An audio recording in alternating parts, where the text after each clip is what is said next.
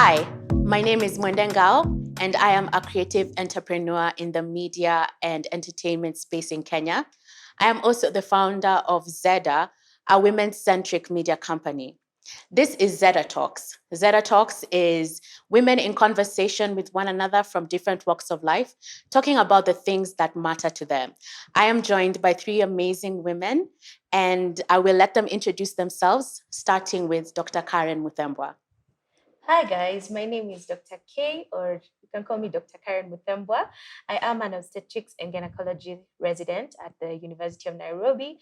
My passion in life is basically to talk about reproductive health, talk about women health, and everything women. I also talk to teenagers and the under 21s in Dr. K under 21. Thank you so much. Hi, my name is Kamaitha. I'm the founder of Pad Heaven Initiative. We produce reusable sanitary pads for young girls in schools. I'm also the author of Path to Womanhood, a menstrual hygiene book for schoolgirls. Basically, I'm a menstrual hygiene activist, and I train women and girls on best practices when it comes to menstruation. And I'm also a trainer on sexual and reproductive health in schools and also in high schools, in colleges. Hello, my name is Grace Matheka. I am a writer. I am a mother. I work at Hapa Kenya and Zeda magazine. I like to shine a light upon women's stories and girls in general. Now everyone has introduced themselves. We can start the conversation. So I know that it's been, at least for me anyway, it's been a really hard 1.5 years. Because we are in the middle of a global pandemic. Yeah. So I'd really love to hear what your experiences have been since, the pandemic began. I guess we can start with you, Grace. When COVID hit last year, it was a blow to everyone, literally. So then I was working for a marketing company. So, marketing involves a lot of moving around, meeting so many people and, doing activations and all that. So that had to come to a halt. So abruptly we were told, stay home, don't come to work until this thing ends. No one knew when it was ending. So we thought it would end in April. So long story short, I lost my job last year. Yeah. So how did you find yourself then in digital if you were in marketing? Life happened. I met it was this day we went to have drinks at a friend's place. And this friend happened to be the one, James Omathai. So I was always like, since I was very young, I always loved writing. I always loved telling stories. You know how you will write compositions or inshas and they will always say, wow, you write really well. But I never really took it seriously because in school I did IT. So it was not related at all. So when I met Wamathai, at the time he was looking for a writer because he didn't have a writer. And I told him, I could do this thing for you, not really work for you, but I could write for you in the meantime before you find someone.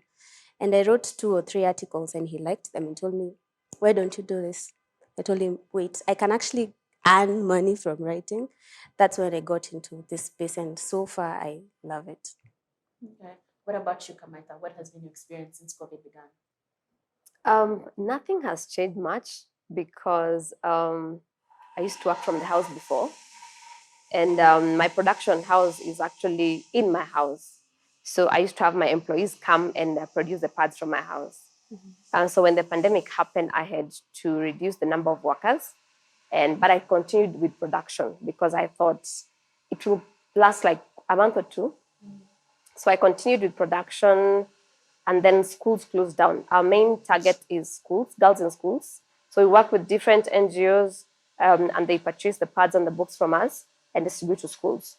So at some point, we had to shut down the workshop because now that we are not going to schools anymore. We are not talking to girls in schools anymore.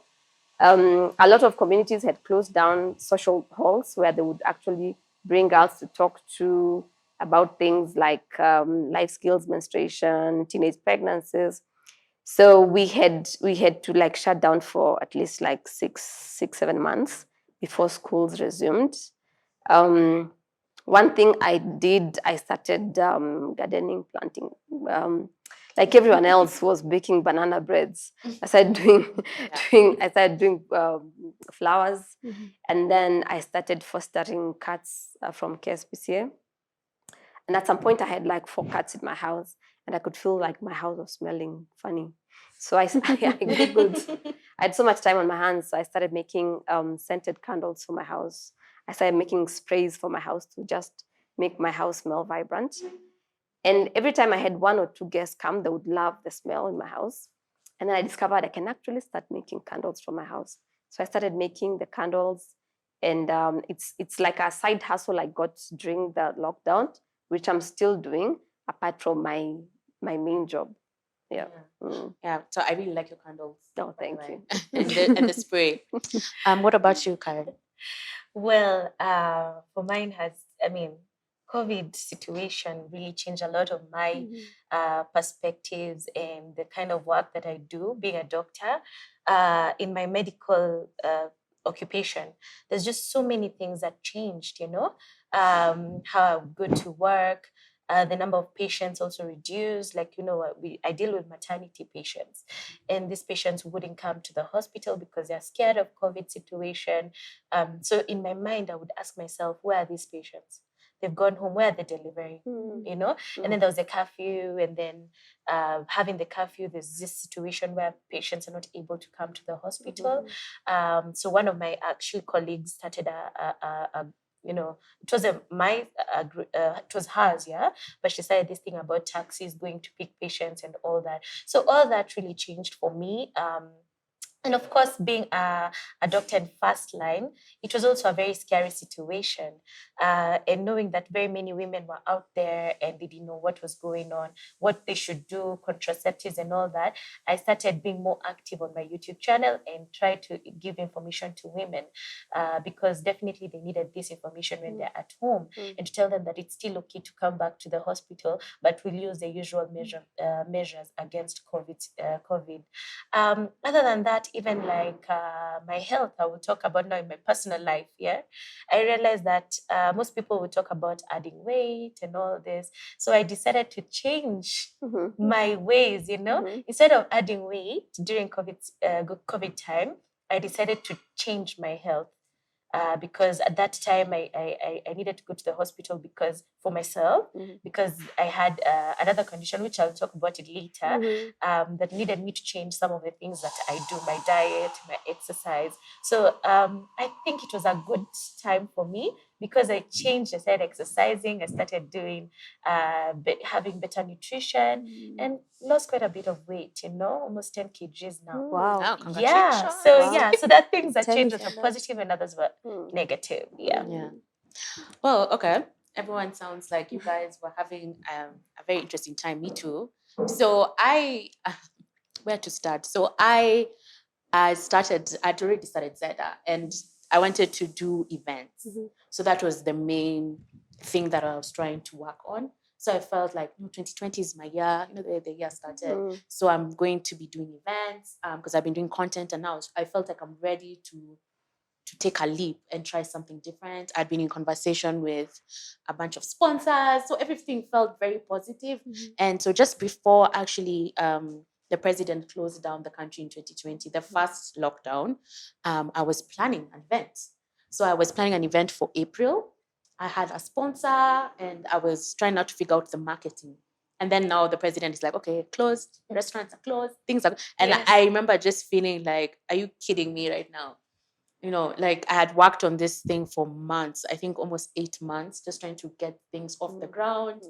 And then now, once it's so close to finally becoming a reality, it's done, So I felt very deflated and lost for a few months because I felt like I'd put so much more effort into this thing than in anything else. And then now I had to figure out, okay, so now what am I going to be doing with myself? Because this is what I was hoping would be like my new thing. So yeah, so I did like what you guys were saying. I baked, but I really baked. I learned how to make oat cookies and banana bread and lasagna and all these things. So I gained weight because I was eating like my feelings. Then like the entire of 2020, I was just eating my feelings. And then towards the end of 2020, when things are looking up a bit, I decided to revisit the idea of the event. So I did an event, the first event, I think you guys know, at the beginning of this year. So 2021, I did the first event in February, and it was a success. And so I felt like finally things are looking up. The event was a success. I'm getting really great feedback. Partners are interested in working with us. And then we are closed down again. Yeah. So it's been like topsy-turvy for me, just trying to figure out, okay, what kind of, I want to build this thing, but it's like this one direction is just, it's really not working. Not because the idea is not workable and it cannot be a success, but because of, the situation in the world. It's just not the right time. So I have had to shelve it and now rethink everything. At least this time I had a bit more resilience, because the first time I was deflated. This time I just leaped into action and I was like, okay, what else can I do to continue, the brand that I'm trying to build? So that's what I've been doing, and that's why we're here. Because I was like, okay, don't stop working. We just rethink, redo, redesign. But like Karen, this year now is when I've started taking my health seriously. So I've started jogging. Yeah. As you can see, think I it had have a a whole lot of I have a whole positivity. fitness tracker Yeah. on my arm, so that should tell you how serious I am about it. But yeah, so it's just been a very, I think, confusing time. But now is when I feel like I'm starting to get some sort of direction, even for my own like mental health. Because there's a time I was just like completely just down. Now I feel a bit more like, okay, I'm in control. I know things are difficult in terms of COVID. I'm trying to take my own measures. But I know like there's some things that I don't have any control over. So I can only focus on the things that I do have control over. Yeah. So do you guys think like it's been harder for women during this time of COVID? Well, I think it has been. It has been. I think there's two ways to look at it. When you think about it, women have gone through quite a bit of issues from the beginning, really, And then now, with all the other issues that women generally have to deal with, pregnancy, having to be second, having to start, you're meant to be seen but not heard, such things, as in then COVID happens, and you can see a situation where different age groups of women are going through different things. Teenagers are free, they're interacting with different people, they're getting pregnant. Women are at home, they're not getting access to their contraceptives, because basically this is what I do, this is what I have seen. Women are home, giving birth at home, As in, this has really made things a bit difficult in terms of approaching or getting healthcare. And also taking care of their homes at home. You can realize that even families were in trouble at some point. And I don't know right now, because I'm not yet married. One day I'll know, yeah? But as in having to hold everything together, the children, the husband, everyone wants attention from you. And as a woman, there's only so much you can also do. So I think COVID really has brought a bit of more need to be courageous, more need to be available, and for everyone, really, But when you think about the other side, is that we've learned a few things about ourselves. Like now, when you're home, you need to know how to take care of your kids without having to go to the hospital.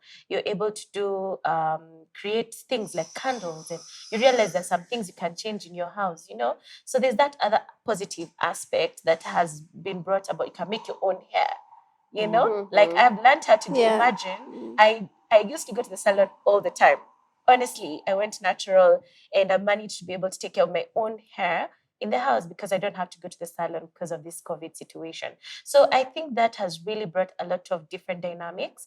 But at first, it looked like it was so much on us, really. And even us as doctors, being at home and then going to the hospital, you have, there's a lot of dynamics for those ones who have kids, with families, and then they have to isolate themselves. That has been the hardest thing for some of my classmates and my colleagues who have to work at the same time, have to go and take care of their baby and breastfeed. So those issues have been there, and to be honest, it kind of like has made us a bit stronger, in my opinion. And I don't think, we needed COVID to be stronger, but it really did bring that, Yeah. And then naturally, women, we are wired to be caregivers. We worry about everything and everyone.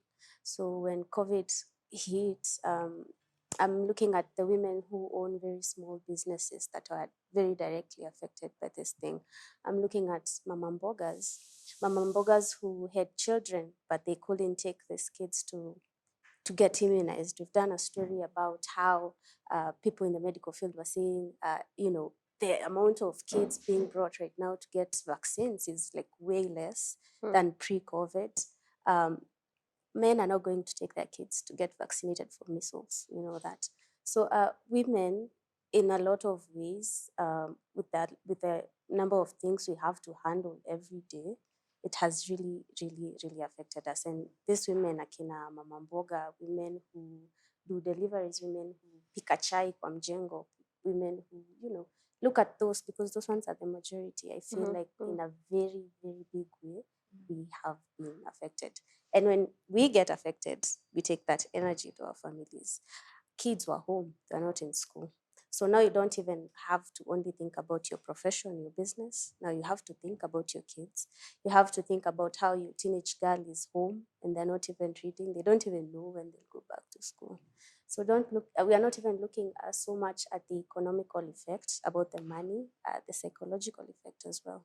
We are taking care of these kids, we are taking care of our husbands, our families. Who was taking care of these women? Who knows the amount of trauma these women have had to go through this season? So, Grace, you're a mom.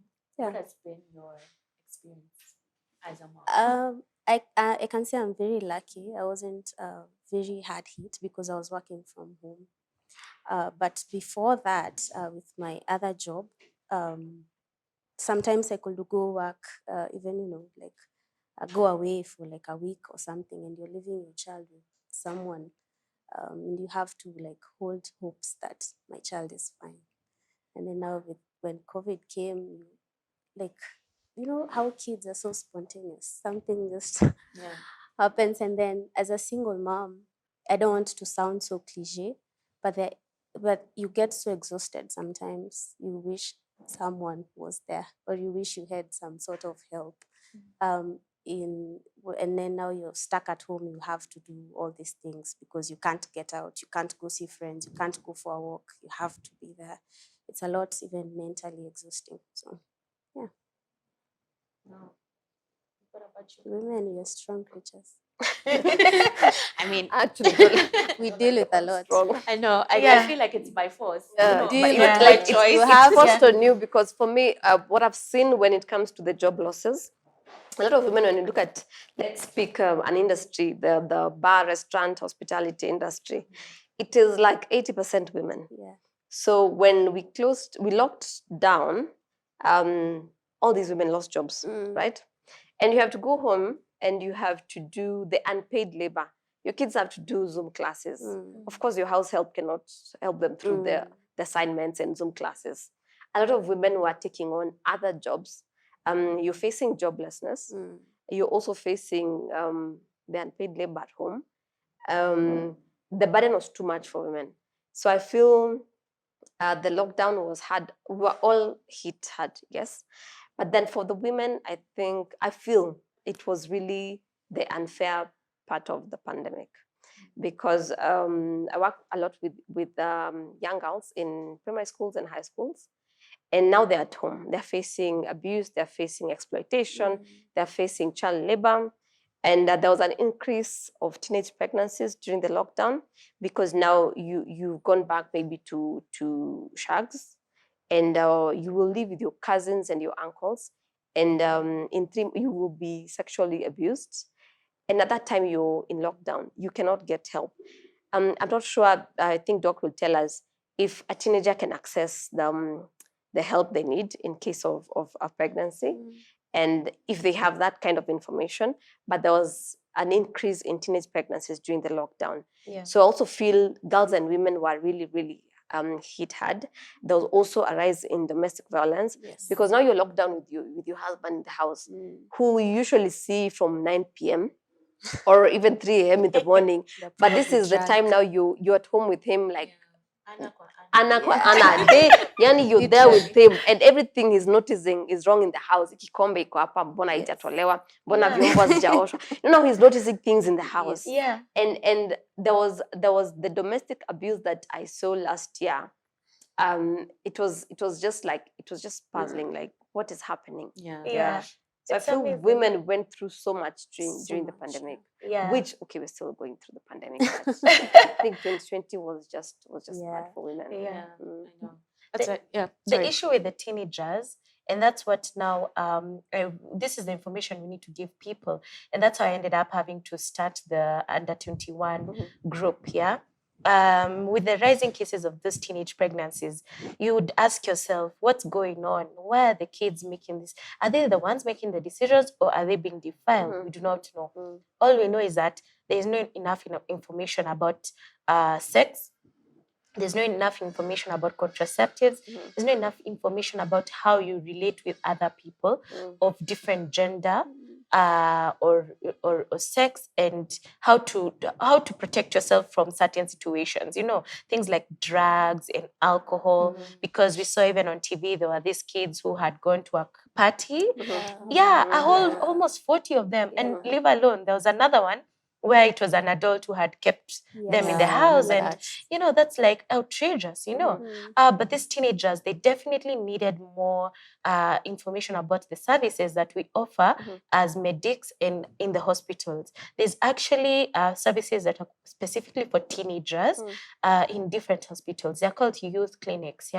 So youth clinics are free. Even in Kenyatta, you can walk into that youth clinic, get to see a doctor. We are on call for such things, for things like STI treatment, discussion about sex, contraceptives, counseling. Did you know? It's actually there in every government What's the hospital. definition of youth there? Like the age group? Okay, first of all, I think youth is how you feel, eh? Because I feel like I'm a youth, but I'm assuming I don't fit in that category. Okay, fine. But of course, the age group being under 24 years, if you're above Starting from around 11 all the way to 24. But we open space for those ones who are, because we have 8 years, 9 years, 9-year-old kids who might need this information pretty early. In fact, what I advocate myself is that whenever your child starts to look like they are growing and they are having an interest in some things, maybe they're going to play at their friend's house, you need to have this conversation with them, because at 8 years, this is the transition to being a teenager. So they need to have this, talk about it, talk about sex. So now these youth clinics, actually, you can actually walk in with your child and let them have the discussion with a doctor if you really can't have that discussion. Or better still, you can approach some of us who are actually on social media, who deal, like now for you deal with children, younger children who are below 18. 8 to 15. 8 to 15 years, they can be able to approach you and discuss a few things, because these children go through quite a bit of stuff on social media. Right now, you'll see a lot of kids on it. They'll post anything and everything. They will learn everything and anything. And then you'll find that they actually going through adult kind of issues. Like maybe if you're thinking, a woman can come presenting with vaginal discharge. Now it's that younger child who's presenting with that, and they want to know about sex even before they reach 18, because they're already having intercourse. In fact, we used to have the first sexual debut on average in Kenya was around 19. But younger for girls. Okay, so the males will start at 21, but the girls will have started before 18. But now we're seeing 14-year-olds. Like I just did a cesarean section last night because the patient was 14 and was too small to deliver a normal baby, and still give birth to a very healthy, otherwise healthy baby, But we don't know what will happen to this baby afterwards. And that's what we need to tell these teenagers. And they're growing into women like us. They're going to be young mothers. Unfortunately, they have to take up roles that are too early for them, but it's important for them to know the consequences. In fact, when I'm having the discussion with the under 21s, I always tell them that if you know you're going to start having intercourse or you're going to have sex, we just say it as it is, it's sex, You're going to have sex and you're not yet ready. You have to remember that you have to be ready psychologically, physically, spiritually, economically, because all that will come after sex. So now you have sex and then you become emotionally attached to this person. And you're so young. You're not ready to get married, are you? You're not ready to take care of a child, you know. And then it comes with your spiritual background, because you all have different spiritual backgrounds. Maybe you're from a Muslim or Christian or Hindu, whatever, and you know that maybe this is not allowed in your situation. Then you have psychological problems because of your spiritual beliefs, and then you have other problems like you can't even have normal sexual life after that. You've heard of people having pain while having sex. Most of them it's psychological because of maybe a past experience of rape, or now this kind of beliefs in spirituality and all that. I talk to them about economical readiness, about sex in this year. They never. As in, you're not ready to take it. You're not ready to buy, because contraceptives here can be free, but if you're ready to go to the government clinics, but these people will not go to the government because lines. They are impatient. They don't realize that there's a youth clinic. You can go and actually have this conversation. You won't buy the contraceptives. You won't have the right information because you can't afford to go and see a gynecologist. You know, our consultations are quite high for a young patient, you know. So these are the kind of things that they need to know about. And being women, this is our responsibility to be able to take care of them even during this COVID situation, because at this time, this is when they have all the time to think through who's texting me, who's doing this. There's a lot of mental health problems as well as, you know, teenagers. And you can see they are going through suicidal ideations. They have a lot of, at home, you know, your parents are the ones telling you you're fat, you're this, you're lazy, stupid. You're a woman, you shouldn't do this, you shouldn't, you know, a lot of pressure, you know, and that's why it's important to have this discussion, in my opinion. Honestly, for me, I'm not a mom yet. But every time I hear these conversations, I'm just like, wow, there's so much responsibility that I'm just. But I'm glad that these conversations are being had, because of course, I mean, when I do become a mom, I want to do the best for my kids, and I think like some of these conversations, even now, even for me, are important.